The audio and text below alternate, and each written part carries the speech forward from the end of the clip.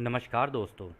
Law of one यानी एक का कानून, या कह लीजिए एक का ज्ञान, या कह लीजिए एक के तरीके, यह उसके 40वें सत्र का दूसरा भाग है। दोहराया जाता है कि इस किताब द्वारा दी गई सभी सूचनाएं और जानकारियां आप जान भी सकते हैं, मान भी सकते हैं, नज़रअंदाज भी कर सकते हैं और नकार भी सकते हैं, क्योंकि यह आपकी स्वतंत्र इच्छा या फ्री विल है, जो कि एक अनंत रचयिता द्वारा आपको दी गई है। एक बात और कही जाती है कि लॉ ऑफ वन पूरी तरह से सभी के लिए फ्री है। यदि कोई इकाई या व्यक्ति इसको निजी स्वार्थ के लिए इस्तेमाल करे तो वह उसकी व्यक्तिगत जिम्मेदारी होगी। और साथ ही साथ यह भी कहा जाता है कि यदि कोई व्यक्ति इसको अपनी भाषा में परिवर्तित करके दूसरों से साझा करना चाहे या फिर इन वीडियोस को अपने चैनल पर चलाना चाहे तो वह भी ऐसा कर सकता है, क्योंकि वह भी उसकी फ्री विल है। तो पहला सवाल डॉन करते हैं, इस ग्रह पर दूसरे से तीसरी घनत्वता के बीच परिवर्तन में कितना समय लगता है?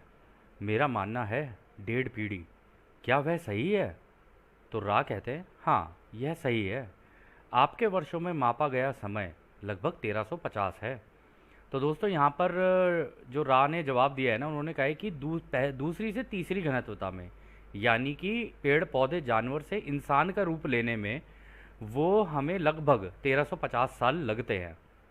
तो फिर अगला सवाल डॉन करते हैं, तो इस ग्रह पर तीसरी से चौथी घनत्वता में परिवर्तन का समय कितना होगा? तो रा कहते हैं इस परिवर्तन की असामान्य अनियमितता के कारण इसका अनुमान लगाना कठिन है। इस स्थान समय पर ऐसे कई लोगों ने जन्म लिया है जिन्होंने चौथी घनत्वता का काम शुरू कर दिया है। हालांकि ग्रह की चेतना का तीसरा घनत्वता वाला वातावरण प्रक्रिया को धीमा कर रहा है। यदि देखा जाए तो पॉसिबिलिटी और प्रोबेबिलिटी तो यही दर्शाते हैं कि इस परिवर्तन को आपके 100 से 700 वर्षों का समय लग सकता है। इस स्थान समय पर आपके लोगों की अस्थिरता के कारण यह सटीक नहीं हो सकता है।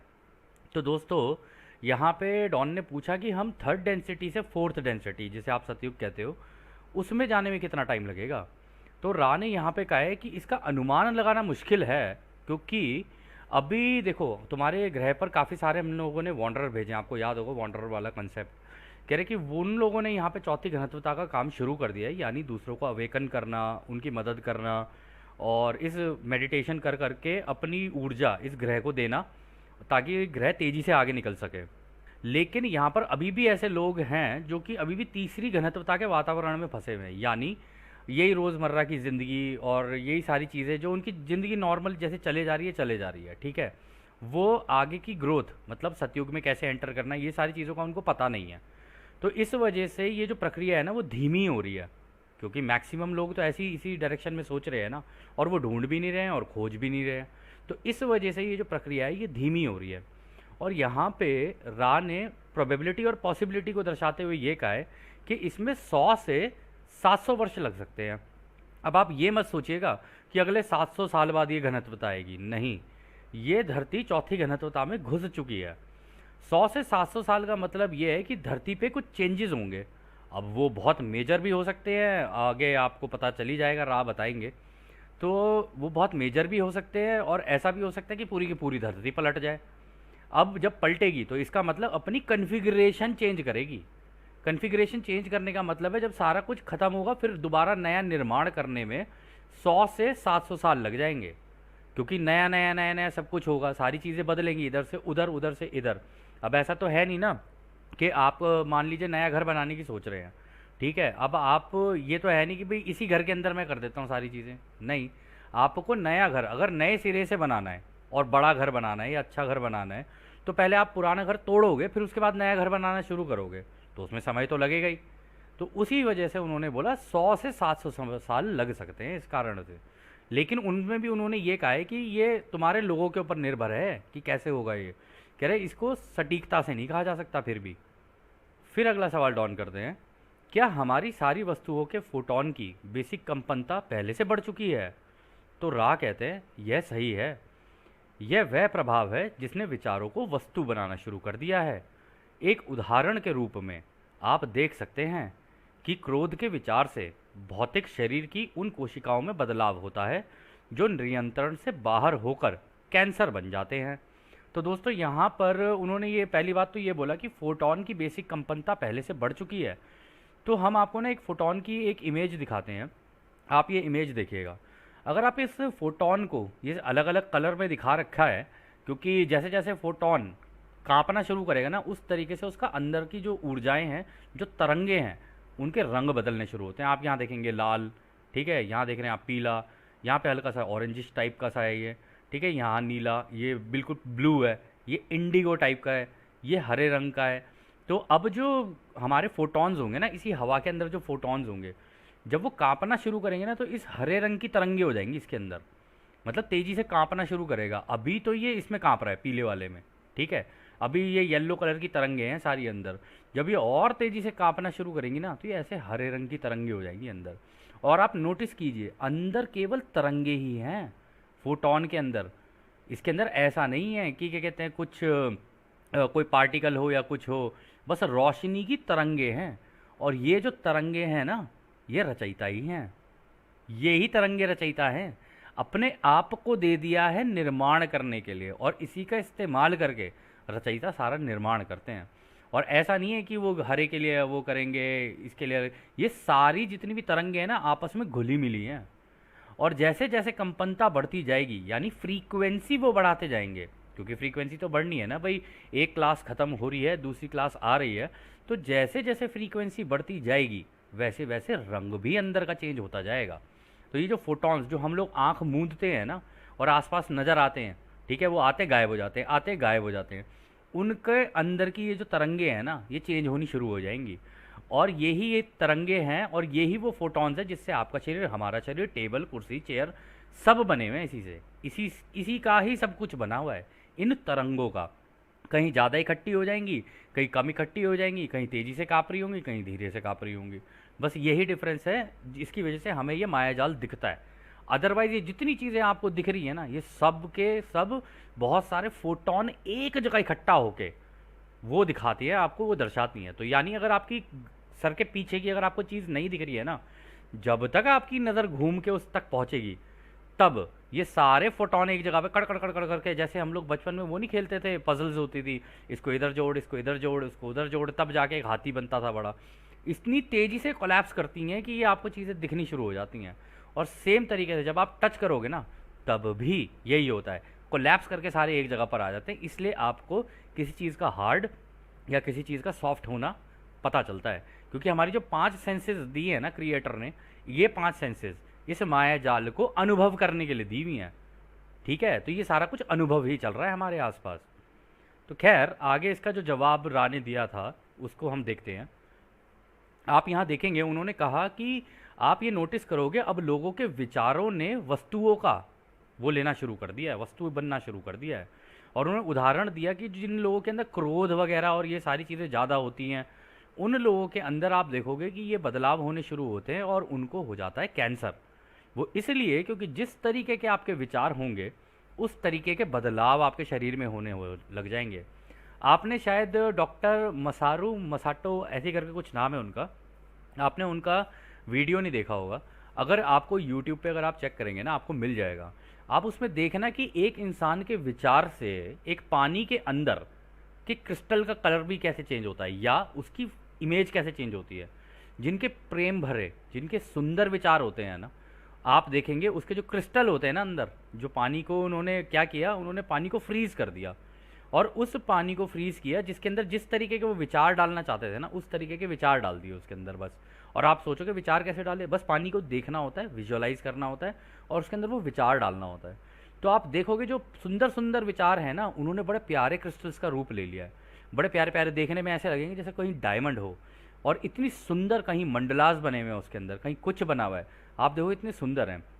उसी के ऑपोजिट अगर आप देखोगे कोई क्रोधित और इस तरीके की चीज़, अगर आपने उस तरीके का विचार उस पानी में डाला, तो अंदर से कितना मटमैला और कितना गंदा सा हो जाता है वो। आप देखोगे तो आपको समझ में आएगा कि विचार अब चीज़ें बननी शुरू हो गई हैं। इसलिए कहते हैं जब भी पानी पिया जाए, तो उसके अंदर अपना प्रेम अगर आप डाल दोगे ना, और फिर उस पानी को पियोगे, तो वो पानी आपके अंदर जाके ना एक सडन ऊर्जा, एक अलग ही क्रिस्टलीन स्ट्रक्चर आपके अंदर क्रिएट कर देता है। ये एक अच्छी प्रैक्टिस है, अगर कोई करना चाहे तो कर सकता है। खैर, फिर अगला सवाल डॉन करते हैं, क्या हम यह मान के चलें कि हमारी कंपनता कुछ 20 से 30 साल पहले बढ़ना शुरू हो गई थी? क्या यह सही है? दोस्तों, ये किताब चैनल हुई थी 1981 में। तो यहाँ पर डॉन ने उससे पहले के 20 से 30 साल की कैलकुलेशन की है। तो आपको जो कैलकुलेशन करनी पड़ेगी उससे पहले से शुरू करना पड़ेगा। तो रा यहाँ पर ये इसका जवाब देंगे, कहते हैं, इसका पहला संकेत आपके समय से लगभग 45 साल पहले मिला था। पिछले 40 सालों में इन ऊर्जाओं की कंपनता में तीव्रता आ गई है और ये अब अपनी कंपनता के मामले में अंतिम चाल में आगे बढ़ रही है। हम कहेंगे क्वांटम मात्रा में छलांग के माध्यम से, जैसा कि आप इसे कहेंगे। तो वो ये कह रहे हैं कि ये 45 साल पहले, यानी 1981 से आप 45 साल पहले लगा दें, तब उस टाइम पे वो वर्ल्ड वॉर 2 और ये वाला सारा सीन बन रहा था, ठीक है ना। एकदम से ऊर्जाओं का आपस में भिड़ना शुरू हुआ, लेकिन वहां से जो एकदम तेजी से जंप मारी, अगर आप नोटिस करोगे इन 100 साल के अंदर कितने बदलाव हुए हैं। अगर आप आज से 100 साल के पीछे जाओगे ना, पहले हम ये घोड़ा गाड़ी, ये बग्गी, इन सब चीज़ों के अंदर चलते थे, लेकिन इन 100 सालों में हमारे पास गाड़ियाँ भी आ गई, टीवी भी आ गया, रेडियो भी आ गया, ऐसी टेक्नोलॉजीज़ भी आ गई, बड़ी तेज़ी से आगे बढ़े हम लोग, ठीक है। लेकिन इसको आगे बढ़ना नहीं कहा जा सकता कि भाई टेक्नोलॉजी वेक्नोलॉजी आ जाना आगे बढ़ना। आध्यात्मिक रूप से कौन कितना आगे बढ़ा है ना, इससे मैटर करती हैं चीज़ें, ठीक है। और ऐसा नहीं है कि आध्यात्मिक रूप से आगे नहीं बढ़े, आध्यात्मिक रूप से भी आगे बढ़े, कई लोग आगे बढ़े। इन 100 सालों के अंदर कई ऐसे हमारे इस प्लेनेट के ऊपर लोग आए हैं जिन्होंने काफ़ी अच्छा ज्ञान दूसरों से बांटा है और काफ़ी अच्छी नॉलेज दूसरों को दी है। और अब जो नए आ रहे हैं, आप उनको देखोगे, वो जो पुरानी नॉलेज है, जो विजडम है, उसको उठा के, और जैसे लॉ ऑफ वन हो गई और इस तरीके के नई नई चीज़ें लेकर आ रहे हैं। क्योंकि जैसे जैसे बदलाव आएगा, नॉलेज में भी बदलाव आएगा, विजडम में भी बदलाव आएगा। पुराने ढर्रे पीछे रह जाएंगे और जो नई चीज़ें हैं वो टेक ओवर करेंगी। तो इस वजह से, और यहाँ पे उन्होंने कहा क्वांटम छलांग, यानी बहुत तेज़ी से छलांग हुई है और उस वजह से आप देखोगे कि बड़ी तेज़ी से चीज़ों में बदलाव आएगा। और इसकी वजह से अभी होने वाले टाइम में हो सकता है कई लोगों की टेलीपैथी एक्टिवेट हो जाए, कई इंडिगो चिल्ड्रंस अभी यहाँ पर पैदा होंगे, ठीक है, हुए हैं। और उनके आप बिहेवियर देखोगे, आजकल के बच्चों को आप बिहेवियर देख लो कैसा है। वो एकदम, मतलब जैसे हम सोचते हैं वो वैसे नहीं सोचते, वो बिल्कुल अलग तरीके से सोचते हैं। उन्हें फ्रीडम और ये सारी चीज़ें चाहिए होती हैं। तो उनका नेचुरल बिहेवियर या उनकी नेचुरल टेंडेंसी कुछ इस तरीके की है। तो ये जो क्वांटम छलांग लगी ना, ये इसी कारण लगी क्योंकि कंपनता तेज़ी से बढ़ गई एकदम से। कहने का मतलब है ये जो फोटॉन्स है ना, इनमें तेज़ी से तरंगे कांपने लग गई, इस वजह से ये हुआ। और जब भी तेज़ी से कांपेंगी ना, आप नोटिस करोगे आपके एनवायरनमेंट में कहीं आपको छूओगे करंट लगेगा, कहीं कुछ होगा, कहीं कुछ होगा। आप बैठे हुए भी होगे तो शरीर कांपता रहेगा, आप सो रहे हो, लेट रहे हो तो शरीर कांपना शुरू कर देगा। और ये जब शरीर कांपता है तो इसका ये संकेत है कि आपकी जो ऊर्जा है ना वो बैलेंस में नहीं है।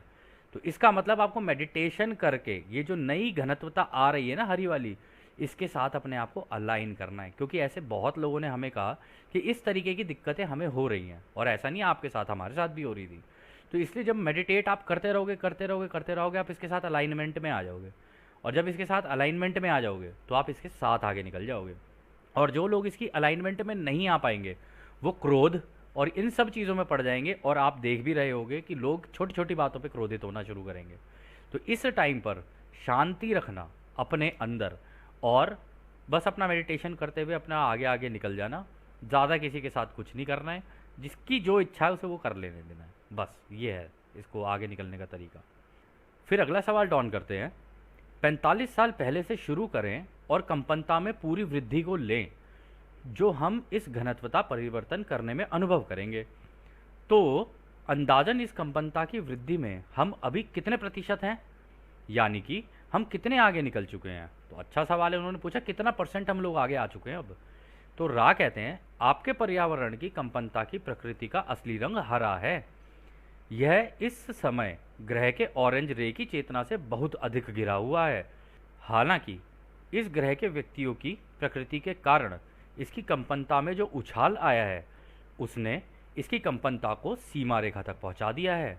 तो दोस्तों यहाँ पे ये जो देखो, दो चीज़ें इंपॉर्टेंट कही रहा ने कि अब जो हमारे प्लेनेट का असली, जो आप रंग से मत समझना इस चीज़ को, आप वैसे आजकल आसमान देखोगे तो इतना साफ होता जा रहा है, आप नोटिस करोगे कि नीला आकाश होता जा रहा है, जबकि पॉल्यूशन तो पहले भी था, सारी चीज़ें पहले भी थी, पॉल्यूशन आज भी उतना ही है, गाड़ियाँ उतनी चल रही हैं, सब कुछ वही है, उल्टा बढ़ रही हैं। लेकिन आप आसमान का रंग देखना शुरू करोगे और सारी चीज़ें देखना शुरू करोगे ना, रंगों में परिवर्तन आना शुरू होगा, रेनबो कलर्स नज़र आने शुरू होंगे आपको आसमान में, अलग अलग जगह पे, कहीं बिल्कुल डार्क नीला हो जाएगा, कहीं हल्का नीला हो जाएगा, आपको साफ दिखने लगेंगी सारी चीज़ें। और उन्होंने कहा है कि अभी ये ऑरेंज रे की चेतना से बहुत अधिक घिरा हुआ है। ऑरेंज रे की चेतना का मतलब हो गया कि लोग अपने अपने बारे में ज़्यादा सोच रहे हैं, अपना मेरा ये मेरा वो, मैं इसमें ज़्यादा घिरे हुए हैं। तो इस वजह से थोड़ी सी दिक्कतें आ रही हैं।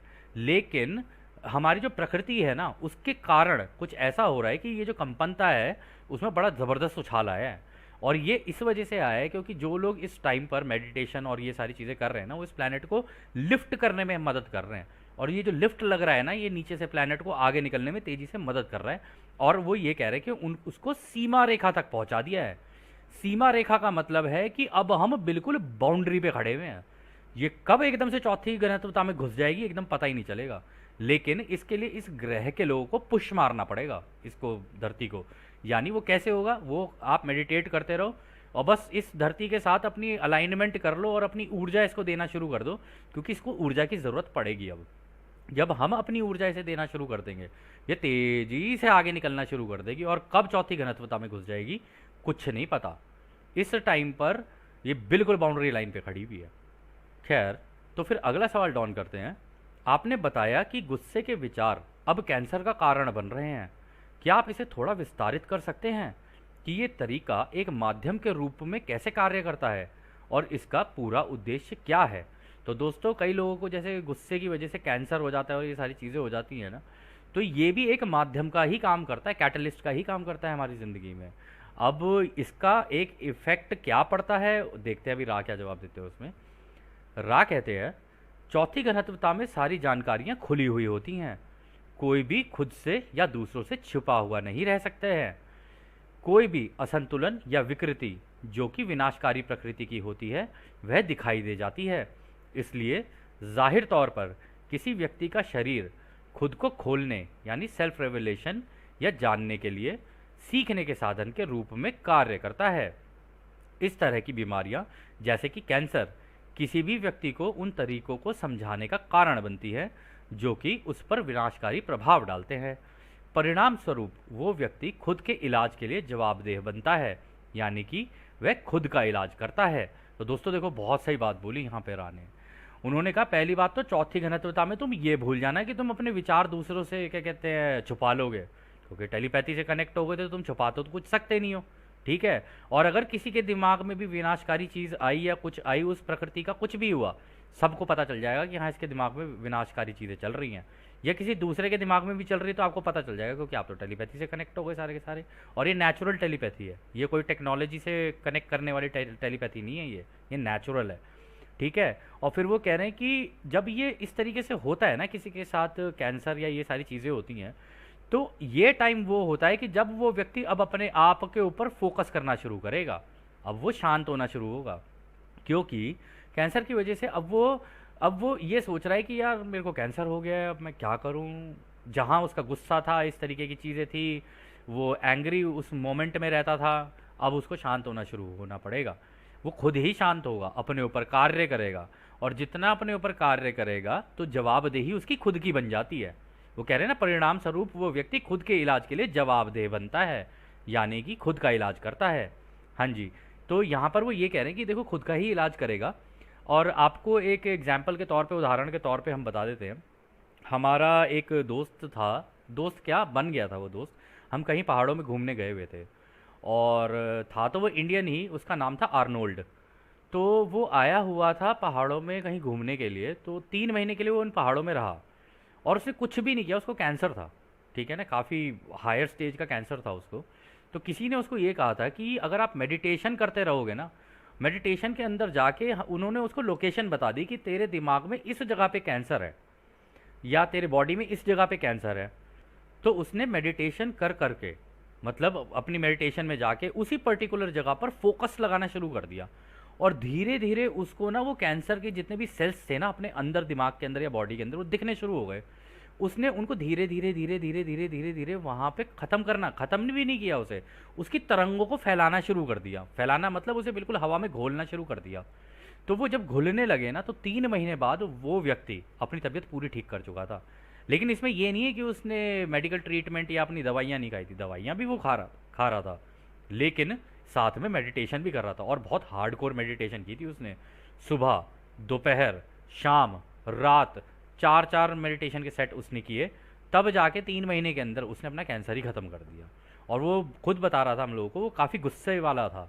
तो यहाँ पे जो राय ये बता रहे हैं ना, इस वजह से हम उस बात से इसको रिलेट करके देख सकते हैं। तो खैर, अगला सवाल डॉन करते हैं। तो आप कह रहे हैं कि कैंसर मानसिक रूप से काफ़ी आसानी से ठीक हो जाता है, और यह सीखने का एक अच्छा टूल है, क्योंकि यह मानसिक रूप से काफ़ी आसानी से ठीक हो जाता है। और एक बार जब इकाई दूसरे व्यक्ति को माफ़ कर देती है जिस पर उसे गुस्सा होता है, तो कैंसर गायब हो जाएगा।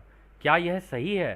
तो डॉन को लग रहा है यहाँ पे कि भाई ये तो अच्छा एक मेंटल एक्सरसाइज है, अगर इसको ठीक करना हो कैंसर को, तो एक तरीके से अच्छा टूल है कि अब इंसान कम से कम अपने ऊपर फोकस तो करे। जब वो अपने ऊपर फोकस करेगा तो सब कुछ ठीक हो जाएगा।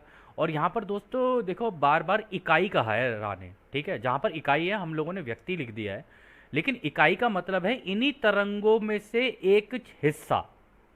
जब भी कोई एक हिस्सा, अब आप भी एक इकाई हैं, हम भी एक इकाई हैं, ये जो ग्रह है ये इन पूरी तरंगों की एक इकाई है, सूरज एक इकाई है, सब चीज़ें ना एक इकाई होती हैं, यानी एक हिस्सा, ठीक है। लेकिन हम लोगों ने आपकी आसानी के लिए यहाँ व्यक्ति लिख दिया है, तो आप इसे व्यक्ति ना समझकर इकाई ही समझें कि आप सब उस अनंत रचयिता की एक इकाई हैं, यानी इन तरंगों की एक इकाई हैं आप, ठीक है। तो यहाँ पर वो कहते हैं जब कोई इकाई दूसरे को माफ़ कर देगी, जब गुस्सा हो जिससे उसे गुस्सा है, यदि उसे माफ़ कर दे तो कैंसर गायब हो जाएगा। क्या ऐसा होता है? तो रा कहते हैं यह आंशिक रूप से सही है।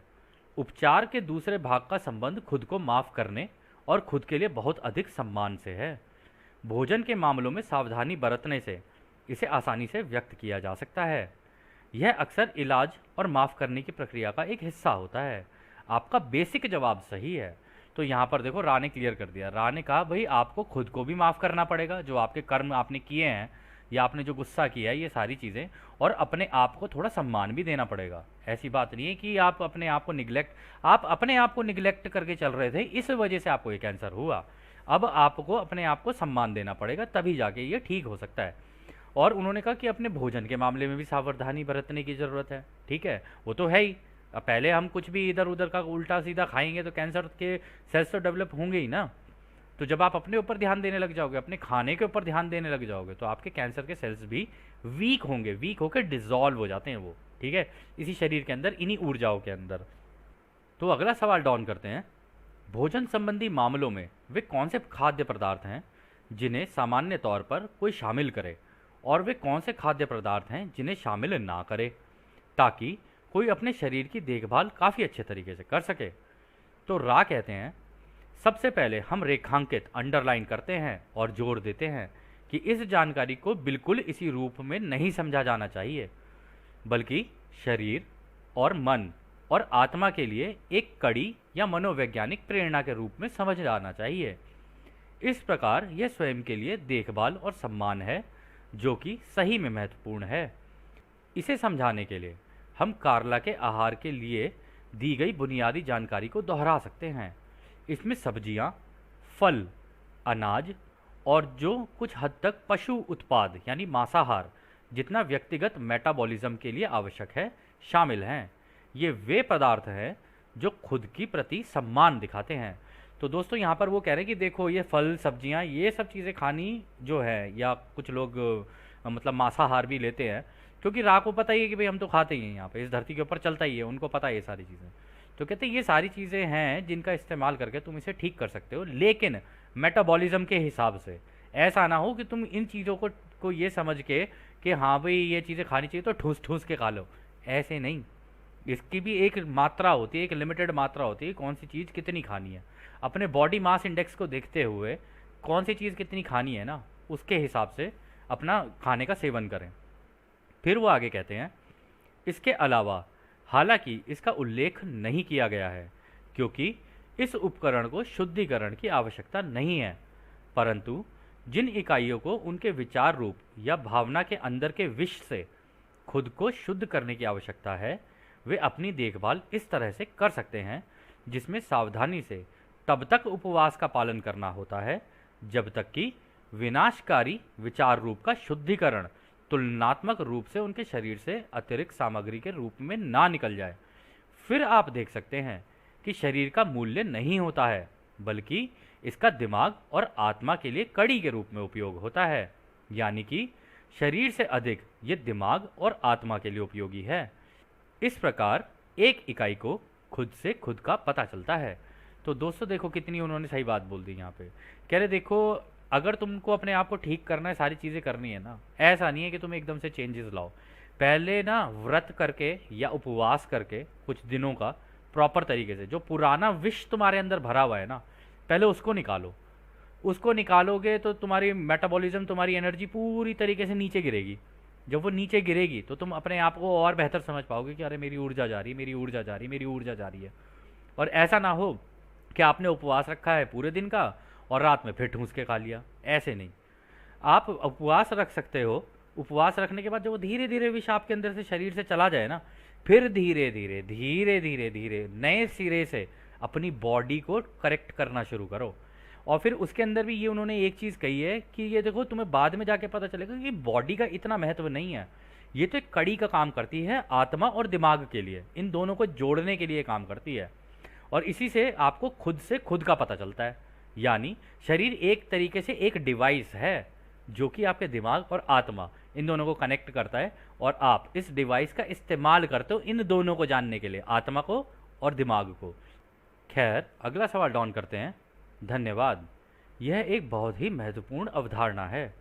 क्या यह सही है कि बेसिक कंपनता जो हम अभी अनुभव करते हैं उसका असली रंग हरा है, या चौथी घनत्वता इस तथ्य के लिए जिम्मेदार है कि भौतिक वस्तुओं पर कई मानसिक प्रभाव होते हैं जो अब पहली बार बड़े पैमाने पर देखे जा सकते हैं, जैसे कि मन की शक्ति से धातु को मोड़ना, यानी टेलीकिनेसिस।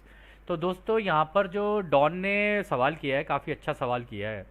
उन्होंने कहा है कि ये बड़ी महत्वपूर्ण चीज़ है कि जो बेसिक कंपनता जो अभी हम अनुभव कर रहे हैं, मतलब तीसरी घनत्वता की जिस लेवल पे ये काँप रही है, या चौथी घनत्वता में अब हम जो जा रहे हैं, उसका असली रंग क्या हरा है।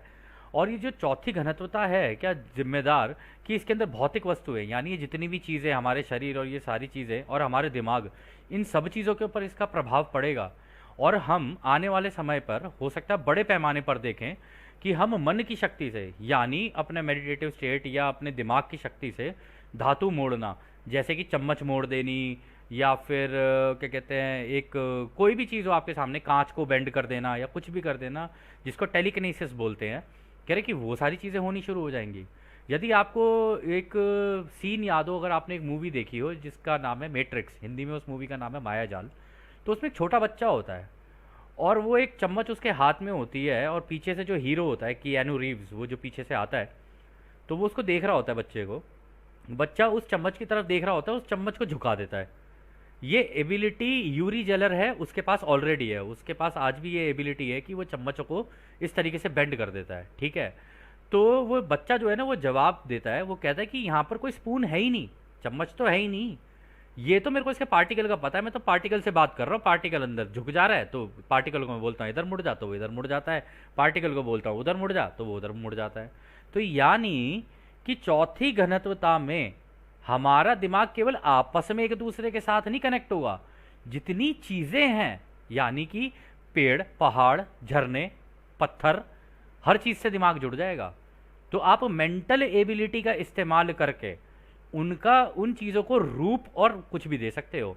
और इसी तरीके से कन्फेडरेशन अपने क्राफ्ट्स बनाती है, अपने दिमाग की शक्ति का इस्तेमाल करके। यानी वो टेलीपैथी के थ्रू कनेक्ट होकर, अगर वो चाहे तो ज़मीन से अपना वो बना दे, चाहे तो इसी हवा में से इन पार्टिकल्स को बोल दे कि भाई तुम क्राफ्ट बन जाओ, और खुद बीच में खड़े हो जाएं और क्राफ्ट उनके आसपास बन जाए, इसलिए वो रोशनी के क्राफ्ट होते हैं। तो इसी चीज़ को वो बोल रहे हैं कि क्या आगे आने वाले टाइम में बड़े पैमाने पर ये टेलीकिनेसिस की एबिलिटी लोगों के अंदर आ जाएगी क्या। तो राय इसका जवाब देते हैं, यह इस सत्र का अंतिम प्रश्न होगा। यह ना केवल सही है, बल्कि हम सुझाव देते हैं कि आप इस अवधारणा को आगे लेकर जाएं और समझें कि बड़ी संख्या में लोगों में तथाकथित मानसिक रोग असली हरे रंग के प्रभाव के कारण हो रहे हैं, और उन लोगों की मानसिक व्यवस्था दिमागी तौर पर पहली बार खुद का सामना करने के लिए अभी तैयार नहीं है। क्या यह सत्र बंद करने से पहले कोई और संक्षिप्त प्रश्न है?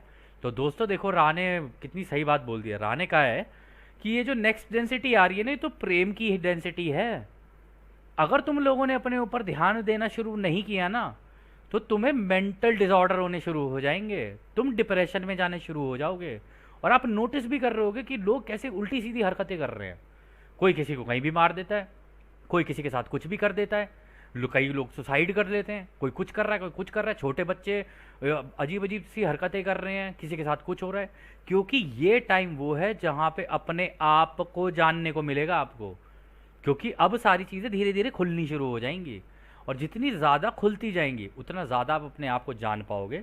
और ये बिल्कुल परफेक्ट टाइम है कि अगर आप मेडिटेट करके अपने आप को जान सकते हो सकता है अगर आप और ज़्यादा मेडिटेट करो तो आपको ये टेलीकिनेसिस भी आ जाए, आपको टेलीपैथी भी आ जाए, आपको रिमोट व्यूइंग भी आ जाए, मतलब दूरदर्शिता भी आ जाए आपकी, जिसे दिव्य दृष्टि कहते हैं, वो भी आपकी एक्टिवेट हो जाए। आप चीज़ें बेंड करना शुरू कर दो, आप क्या कहते हैं ये, मतलब आप दिमाग से दिमाग में लोगों से बात करना शुरू कर दो, और हो सकता है लोगों के दिमाग पढ़ना शुरू कर दो। तो जैसे जैसे ये होता रहेगा, अगर आप इस कंपनता के साथ आगे बढ़े तो ये सारी एबिलिटीज़ आपके साथ आनी शुरू हो जाएंगी। लेकिन अगर आप नहीं बढ़े इसके साथ, तो आप राह बोल रहे हैं यहाँ पे, आप दिमागी तौर पर मानसिक रोग हो जाएंगे आप लोगों को, ठीक है, डिप्रेशन में चले जाओगे। इसलिए जितना नेगेटिव चीज़ें हों उनसे दूर रहने की कोशिश की जाए तो ज़्यादा बढ़िया, और अपने ऊपर फोकस किया जाए और दूसरों की मदद की जाए। यही वो तरीका है इस अगली घनत्वता में एंटर करने की। तो खैर, अगला सवाल फिर डॉन करते हैं। केवल 2 सवाल हैं। आपने अभी जो कहा उसके संबंध में, क्या वो लोग जो यहाँ जन्म लेंगे, जिनकी कंपनता वरिष्ठता की होगी और जिनका जन्म खुद की सेवा वाले रास्ते के लिए होगा, क्या उन्हें भी इस हरे किरण की कंपनता के कारण मानसिक रूप से काफ़ी दिक्कतें होंगी? तो रा कहते हैं, देखो ये सवाल पहले ये समझते हैं हम ये क्या कह रहे हैं। कह रहे हैं कि ऐसे तो हमारे ग्रह के ऊपर खुद की सेवा वाले रास्ते पर भी चलने वाले लोग हैं, और वो भी वरिष्ठता में, यानी वो पहले से ही चले आ रहे हैं इस तरीके से, मरते हैं वो फिर दोबारा यहाँ पे जन्म ले लेते हैं, लेकिन उनका रास्ता खुद की सेवा का है, ठीक है, और वो वरिष्ठता में है। अच्छा, यहाँ पर वरिष्ठता का जो मतलब हो रहा है वो ये है कि इस प्लेनेट पे इस टाइम पे उन लोगों ने जन्म ले रखा है जो अपनी कंपनता बढ़ाकर और अपने लेसन्स लेके तेजी से आगे निकल जाएं, या तो पॉजिटिव वाली साइड में या नेगेटिव वाली साइड में, ये दोनों के लिए एप्लीकेबल है। तो वो कह रहे, तो इसका मतलब डॉन को लगा कि इसका मतलब ये जो खुद की सेवा वाले रास्ते हैं पर जो चल रहे हैं, कह रहे उनको इसका मतलब मेंटल डिसऑर्डर और ये डिप्रेशन वगैरह ज़्यादा होंगी उनको दिक्कतें। तो राइस का जवाब देते हैं, यह गलत है, बल्कि यह वे संख्याएं हैं जिन्होंने खुद को विचलित, डिस्ट्रैक्ट किया है और इस परिवर्तन के लिए तैयार करने में असफल रहे हैं। फिर भी जो इसके प्रभाव के प्रति कुछ हद तक अति संवेदनशील हैं, वो प्रभावित हो सकते हैं। तो रा कह रहे हैं, नहीं, उन्होंने तो अपना रास्ता चुन रखा है, वो भी अपनी ऊर्जा को पूरा मेंटेन करके चल रहे हैं, खुद की सेवा वाली, वो भी अपने अंदर, वो खुश हैं अंदर से, ठीक है ना, अपना जो काम कर रहे हैं उसको करते हुए वो खुश हैं। उस खुशी की वजह से ना उनको पावर मिले चली जा रही है और वो और तेजी से आगे जा रहे हैं। कह रहे ये तो उनके ऊपर इम्पैक्ट करेगा जो अपने आप को ना तो इस रास्ते पे ला पाए और ना उस रास्ते पे ला पाए, ठीक है, जो बीच में झूल रहे हैं। कह रहे कि इस परिवर्तन को के साथ ना चल पाने में वो असफल हो रहे हैं, इस वजह से उनके साथ ऐसा होगा। वो अपने आप को डिस्ट्रैक्ट कर चुके हैं, ना तो दूसरों की सेवा ना खुद की सेवा, दोनों ही रास्तों से अपने आप को हटा चुके हैं। और जब अपने आप को इन दोनों ही रास्तों से हटा लिया है और अब बस खोए हुए हैं अपनी ज़िंदगी में, तो उनके साथ ये मेंटल डिसऑर्डर और ये डिप्रेशन और ये सारी चीज़ें उनके साथ होनी शुरू हो जाएंगी। और इसमें भी उन्होंने कहा है कि इसके प्रभाव के प्रति कुछ हद तक अति संवेदनशील हैं वो, यानी इसका जो प्रभाव है ना ऐसे लोगों के ऊपर ज़्यादा पड़ेगा जो इमोशनली वीक हैं बेसिकली, ठीक है। आप ये चीज़ सोच के चलना, इस टाइम पे ज़रूरत से ज़्यादा इमोशनल होना भी ख़राब है। एक संतुलन होना चाहिए कि यार इमोशनल भी है होना चाहिए और एक बैलेंस भी होना चाहिए प्रैक्टिकलिटी का भी। तो दोनों का जो संतुलन बना के चलेगा ना वो ठीक है। ज़रूरत से ज़्यादा इमोशनल व्यक्ति भी इसके लपेटे में आएगा, यानी ज़रूरत से ज़्यादा इमोशनल व्यक्ति भी मेंटल डिसऑर्डर या डिप्रेशन के अंदर जा सकता है, क्योंकि उसे दुख होगा कि मुझे ये नहीं मिल रहा, मुझे वो नहीं मिल रहा, मुझे ये नहीं मिल रहा, मुझे वो नहीं मिल रहा है। वो परेशान होना शुरू होगा और उसकी वजह से उसे डिप्रेशन होगा। और ये चीज़ आप आजकल के बच्चों के अंदर देख रहे होगे कि उन्हें अगर उनके हाथ से फ़ोन छीन लोगे वो परेशान होना शुरू हो जाते हैं। उन्हें अगर आप टीवी नहीं देखने दोगे वो फिर परेशान होना शुरू हो जाते हैं। तो इस तरीके की चीज़ों में हमें बच्चों को भी बचपन से ही आदत डालनी पड़ेगी कि उनको थोड़ी देर अपने साथ बैठा लिया, मेडिटेट करा लिया, उन्हें बोला बस कुछ नहीं, आंखें बंद कर लो और सोचो कि भाई ये लाइट है, इस लाइट को देखते रहो, इस लाइट के अंदर अंदर अंदर अंदर जाना है। जैसे बच्चों को, छोटे बच्चों को सिखाया जाता है। तो अगर आप ऐसे भी अगर प्रैक्टिस अगर कोई करना चाहे तो कर सकता है। तो फिर अगला सवाल, जो आखिरी सवाल डॉन करते हैं। धन्यवाद। मैं बस पूछूंगा कि क्या ऐसा कुछ है जो कार्ला को अधिक आरामदायक बनाने या संपर्क में सुधार करने के लिए कर सकते हैं? तो रा कहते हैं, कार्ला ठीक है और आप कर्तव्यनिष्ठ हैं। साज सामान के कारण कार्ला के शरीर को गर्माहट से अधिक आराम मिलता है। हम रा हैं, हम आपको, हमारे दोस्तों को एक अनंत रचयिता के प्रेम और रोशनी में छोड़ते हैं। आगे बढ़ो, फिर एक अनंत रचयिता की शक्ति और शांति में आनंदित रहो। आडोनय। तो दोस्तों, यह सत्र भी अब यहीं समाप्त होता है। और जैसा कि रा ने कहा, अब हम भी आपको उस एक अनंत रचयिता के प्रेम, उसकी रोशनी, उसकी शक्ति और उसकी शांति में छोड़कर चलते हैं। आद ने हमारे दोस्तों, आद ने वासु बुरागस। धन्यवाद।